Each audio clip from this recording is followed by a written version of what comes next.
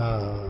आणि मी म्हणजे सांगा मला तुम्ही कसं तुकाराम मुंढे हे आयुक्त पदावर नियुक्त केल्यापासून बुलढाणा जिल्ह्यामध्ये किती कारवाया झाल्या?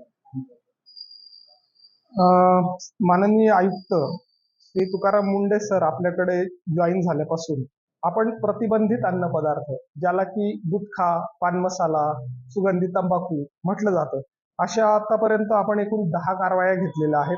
त्यामध्ये आपण जवळपास 54,70,901 रुपयाचे प्रतिबंधित अन्न पदार्थ साठा जप्त केलेला आहे. त्यामध्ये वाहन देखील जप्त करण्यात आलेलं आहे आणि आपण 10 प्रकरणी संबंधितांच्या विरुद्ध FIR सुद्धा दाखल केलेले आहेत. आणि आता सध्या माननीय अन्न सुरक्षा आयुक्तांच्या निर्देशानुसार 2 केसेसमध्ये मकोका सुद्धा आपण FIR मध्ये इन्वोक केलेला आहे. त्यानुसार कारवाई देखील सुरू आहे. यापुढे जे विक्रेते संघटित गुन्हेगारीच्या माध्यमातून प्रतिबंधित अन्न पदार्थ विक्रीचा प्रयत्न करतील त्यांच्या विरुद्ध मकोका प्रस्तावित करण्यात येईल.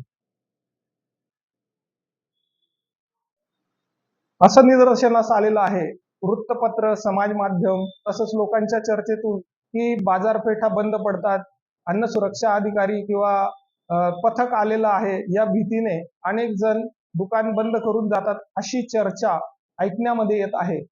तर अन्न औषध प्रशासनातर्फे सहाय्यक आयुक्त म्हणून तसेच माननीय तुकाराम मुंढे सरांनी दिलेल्या निर्देशानुसार मी सर्व अन्न व्यावसायिक बांधवांना निवेदन करतो की कुठल्याही भीतीची गरज नाहीये. आपला व्यवसाय प्रामाणिकपणे अन्न सुरक्षा कायद्यातील तरतुदीनुसार करावा.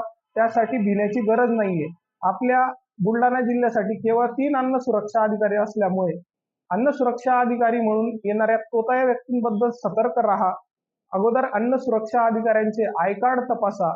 त्याबद्दल कुठलीही भीती मनामध्ये बाळगू नका. कारण अन्न सुरक्षा अधिकारी म्हणून येणारा व्यक्ती हा शासनाने नियुक्त केलेला व्यक्ती आहे. कुठल्याही तोताया व्यक्तीच्या भ्रमाला किंवा भीतीला बळी पडू नका आणि प्रामाणिकपणे आपला व्यवसाय करा.